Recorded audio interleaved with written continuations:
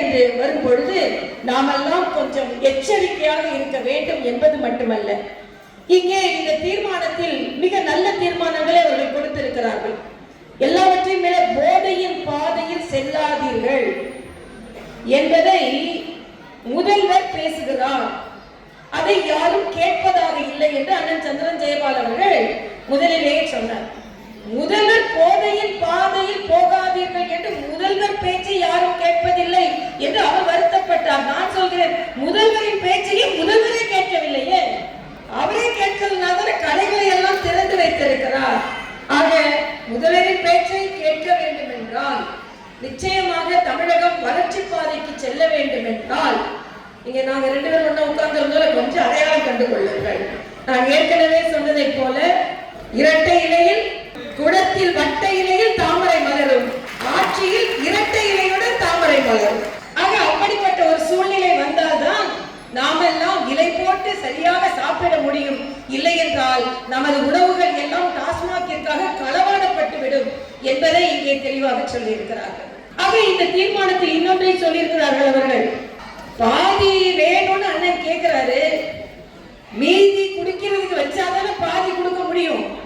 ஆக மீதி வைப்பதே இல்லாமல் சுருட்டி கொண்டிருக்கின்ற ஒரு அரசாங்கத்தில் எதை இங்கே செல்வது என்று, இன்னொன்று கள்ளை போதைப் பொருள் வரிசையில் இருந்து எடுத்துவிட்டு மக்களுக்கான சுகாதாரமான வரிசையில் சேர்க்க வேண்டும் என்று வணிகர் மகாஜன சங்கம் கோருகிறது.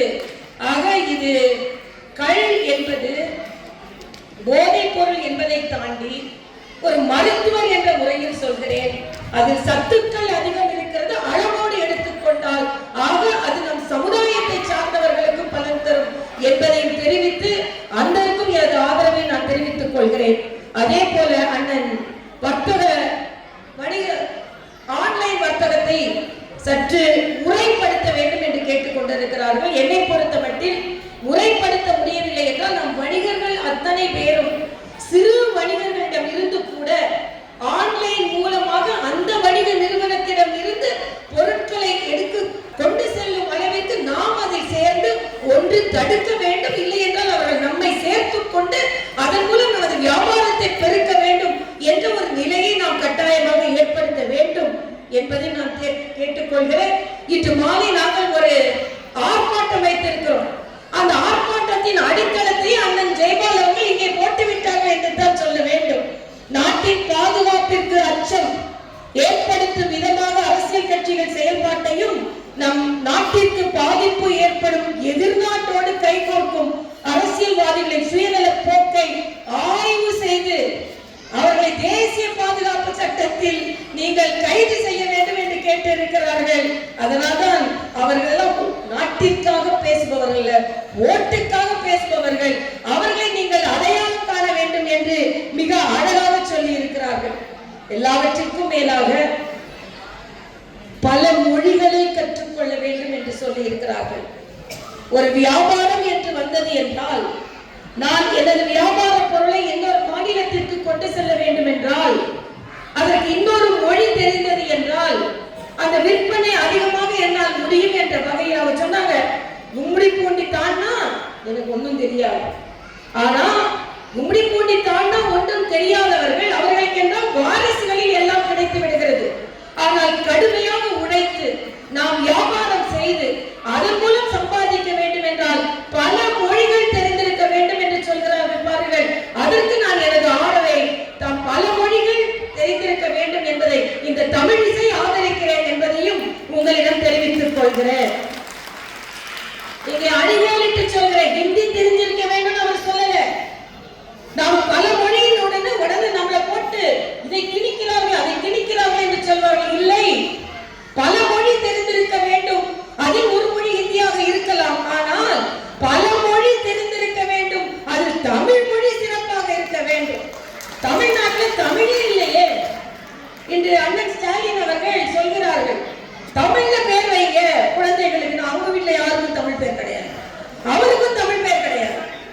ஆக தமிழில் பெயர் வையுங்கள் என்று சொல்கிறார்கள். ஆக பல மொழிகளை நீங்கள் கற்றுக்கொள்ள வேண்டும். நான் அடிக்கடி சொல்வதுண்டு, இங்க எல்லாரும் நம்மவர்கள் தான் இருந்து கொண்டிருக்கிறார்கள். அதனால் தமிழ் மொழியை வளர்க்கிறேன் என்று கலைஞர் கனிமொழி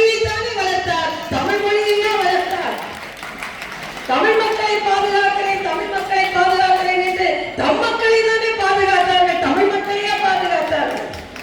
ஆனால் உண்மையிலேயே தமிழ் மக்கள் பாதுகாக்கப்பட வேண்டும் என்றால் மரியாதைக்குரிய மோடி அவர்களை இன்று நன்றி உணர்ச்சியோடு நான் இங்கே நினைவு கூறுகிறேன். ஏனென்றால் வணிக பெருமக்களை பற்றி சொல்லும் பொழுது சமீபத்தில் CIAT என்ற மிகப்பெரிய இந்திய தொழில் இயக்கம் பிரதமர் மோடிக்கு ஒரு பாராட்டை தெரிவித்திருக்கிறார்கள். என்ன என்றால் 8 கோடி வணிக பெருமக்கள், அழுத்தப்பட்டிருந்த வணிக பெருமக்கள் இந்த UPI என்ற இந்த பண வர்த்தகம் மூலமாக, பரிவர்த்தனை மூலமாக நேரடியாக பலனடைந்திருக்கிறார்கள்.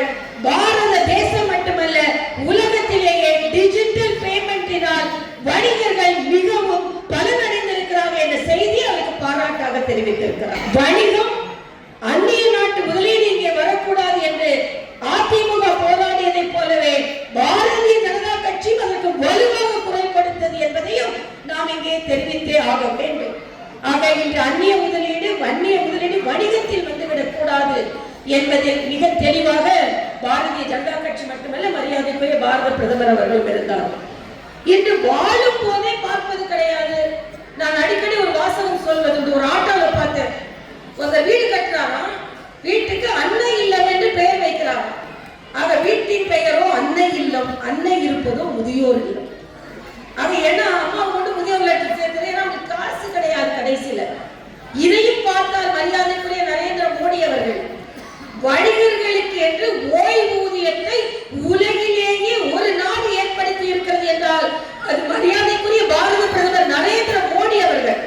60 வயதிற்கு மேலே நலிந்த வணிகர்கள் வருடத்திற்கு 1.5 கோடி ரூபாய்க்கு கீழாக வருமானம் உள்ளவர்களுக்கு மாதம் 3000 ரூபாய் ஊக்கத்தொகை கொடுக்கப்படுகிறது என்றால் அதற்கு திட்டமிட்டது மரியாதைக்குரிய நமது பாரத பிரதமர் நரேந்திர மோடி அவர்கள் தான். எல்லாவற்றிற்கும் மேலாக கரோனா காலத்தில் நான் வணிக பெருமக்களை வணங்குகிறேன். ஏனென்றால் புதுவையில் துணைநிலை ஆளுநராக இருந்த போது வணிக பெருமக்கள் எங்கள் கேட்டுக்கொண்டதைப்படி பார்ஷியல் கடையடைப்பு தான் நடத்தினோம். ஏனென்றால் தங்கள் உயிரையும் பணயம் வைத்து வணிக பெருமக்கள் கடையை திறந்திருந்தால் பல பாண்டிச்சேரி மக்களின் உயிர் காப்பாற்றப்பட்டது. அதனால் வணிக பெருமக்களுக்கு எனது வணக்கத்தை நான் தெரிவித்துக் கொள்கிறேன். ஏனென்றால் அவர்களும் உயிருக்கு பயந்து கடைகளை மூடி இருந்தால் இன்று பல மக்களுக்கு வாழ்வாதாரம் பாதிக்கப்பட்டிருக்கும். இன்னொன்றை நான் அடிக்கடி சொல்வதுண்டு. சமீபத்தில் இந்தியன் எக்ஸ்பிரஸ்ல ஒரு கட்டுரை வந்தது. இதுல வந்து பெண்களுக்கெல்லாம் மகிழ்ச்சியான ஒரு செய்தி. உங்களுக்கெல்லாம் மகிழ்ச்சியான செய்தியான்னு எனக்கு தெரியாது. இதில் என்ன செய்தி என்றால், தமிழகத்து பெண்கள் இந்திய பொருளாதாரத்திற்கு வழிவகை செய்கிறார்களா? எப்படி? இந்திய பொருளாதாரத்தில் யார் கையிலும் சேமிப்பு இல்லை. ஆனால் தமிழகத்தில் குறிப்பாக வணிக சமுதாயத்தை சார்ந்த பெண்கள் தங்கள் கணவனுக்கு ஏதாவது வணிகத்தில் பிரச்சனை இருந்தால் உடனே கையில் உள்ள காப்பை கலத்தி, வாய்க்கழுத்தில் உள்ள செயினை கலத்தி கொடுத்து முதலீடு செய்கிறார்கள். அதனால் அண்ணன்மார்கள் நான் வைக்கிற கோரிக்கை, எப்பெல்லாம் அக்கா செயின் கேட்கிறாங்களோ, எப்பெல்லாம் அக்கா வளையல் கேட்கிறாங்களோ, அது உங்களுக்காக தான் முதலீடு என்று சொல்லி நகை நகையாக வாங்கி கொடுக்க வேண்டும். அது உங்களுக்கான முதலீடு என்று சொல்லி. ஏனென்றால் இது நான் சொல்லல, உலக பொருளாதார நிபுணர் ஒருவர் கட்டுரை எழுதியிருக்கிறார். வேற எந்த மகளிர் கையில இவ்வளவு சேமிப்பு இருக்காது. நம்ம அக்காங்க, நம்ம தங்கச்சிங்க செயின், வளையல், மோதிரம், கம்மல்னு போட்டு பொருளாதாரத்தை தங்கள் கையில் வைத்திருக்கிறார்கள். வணிக சகோதரிகள் கையில் வைத்திருக்கிறார்கள் என்பது மட்டுமல்ல, அண்ணன் சரக்கு வாங்க போனா, சரக்கு வேற சரக்கு சொல்லல, உண்மையான பொருள் வாங்க போனா அந்த கடையை பார்த்துக்கிறது அக்காங்க இருக்கிறாங்க. ஆக இன்று அக்காக்களும் தங்கைகளும் இந்த வணிக பெருமக்களுக்கு உதவி செய்து கொண்டிருக்கிறார்கள். ஆக அவர்களுக்கு அதிக முதலீடு வேண்டும் என்றால் தினம் அவர்கள் தங்கம் எவ்வளவு பரவாயில்ல, நீங்கள் அவர்களுக்கு நிறைய நகைகள் வாங்கி கொடுக்க வேண்டும் என்ற கோரிக்கை வைத்து அதுவும் நமது முதலீடு என்று சொல்லி எல்லாவற்றிற்கும் மேலாக வணிக பெருமக்கள் எளியவர்கள். நான் ராயபுரத்தில் குடியிருக்கும் போது கடைக்கு அண்ணாச்சி கடைக்கு போவேன். அப்ப தேங்காய் பத்தையில வாங்குவாங்க. எளியவர்கள் இப்ப தேங்காய் முழுசா வாங்க முடியாது, பத்தையில வாங்குவாங்க. சின்ன கிண்ணத்தை கொண்டு வந்து நல்லெண்ணெய் வாங்குவாங்க. வேற எங்கேயும் கிடைக்காது. சூப்பர் மார்க்கெட்ல முடியாது. ஆக ஏழை எளியோர் வீட்டுல இட்லிக்கு சட்டினி, தேங்காய் சட்டினி ஏற்பாடு செய்ததும் நம் வணிக பெருமக்கள் தான். அவங்க இல்லைன்னா அவங்க சட்டினியோட பிரபலமாக சாப்பிட்டு இருக்க முடியாது. எல்லாவற்றிற்கும் மேலாக மரியாதைக்குரிய பெருந்தலைவர் காமராஜர் அவர்கள் இன்று கூட இந்த மேடையில் நான் எல்லாம் நின்று கொண்டிருக்கிறேன் என்றால் அது பெருந்தலைவர் காமராஜரை பார்த்து வளர்ந்தது என்பதை நான் இங்கே பதிவு செய்வது மட்டுமல்லாமல், சிம்சன் தொழிற்சாலையில் கடையடைப்பு நடந்தது, அங்கே ஆர்ப்பாட்டம் நடந்தது, அதனால் ஸ்ட்ரைக் நடந்தது. அதனால் அங்கே உள்ள தொழிலாளர்கள் எல்லோரும் வீட்டில் இருந்தார்கள். அவர்கள் வீட்டில் அடுப்பு எரியவில்லை. உடனே பெருந்தலைவர் காமராஜர் ஒரு கோரிக்கை வைத்தார். சிம்சன் தொழிற்சாலையில் உள்ள தொழிலாளர்கள் எல்லோரும் சம்பளம் இல்லாமல் வாடிக்கொண்டிருக்கிறார்கள். நான் வணிக பெருமக்களுக்கு ஒரு கோரிக்கை வைக்கிறேன். நீங்கள் எல்லோரும் சிம்சன் தொழிலாளர்களுக்கு அண்ணாச்சி கடைகளில் கடன் கொடுக்க வேண்டும். கடன் கொடுத்து அரிசி, பருப்பு, உப்பு, மிளகு கொடுக்க வேண்டும். அவர்கள் வீட்டில் அடுப்பு எரிய வேண்டும். அதன் மூலம் அவர்கள் வயிறார சாப்பிட வேண்டும் என்று ஒரு கோரிக்கை வைத்தார்.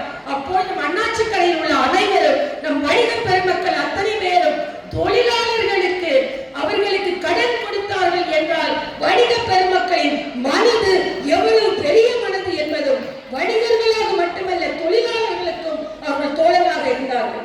மரியாதைக்குரிய பாரத பிரதமர் ஒன்றை சொன்னார், இந்த வணிக பெருமக்கள் இந்த நாட்டின் முதுகெலும்பு என்று சொன்னார். இந்த நாடு 5 டிரில்லியன் எக்கானமி அடைய வேண்டும் என்றால் அதற்கு வணிக பெருமக்களின் பங்கு இல்லாமல் அதை என்னால் செய்ய முடியாது. அதனால் வணிக பெருமக்களுக்கு பெரும் வணக்கத்தை தெரிவித்துக் கொள்கிறேன் என்று சொன்னார். எல்லாவற்றிற்கும் மேலாக வணிக பெருமக்கள், சிறு வணிக பெருமக்களுக்கு 10,000 50,000 வரை தெருவோர வணிக பெருமக்களுக்கு அவர் கொடுத்த கடன் கரோனாவில் இருந்து பல பேரை மீட்டு எடுத்தது. அதனால் இன்றைய காலகட்டத்தில் வணிக பெருமக்கள் அத்தனை பேருக்கும் எனது வணக்கத்தை சொல்லி நல்ல நிகழ்ச்சியில் கலந்து கொண்டேன். வருங்காலம்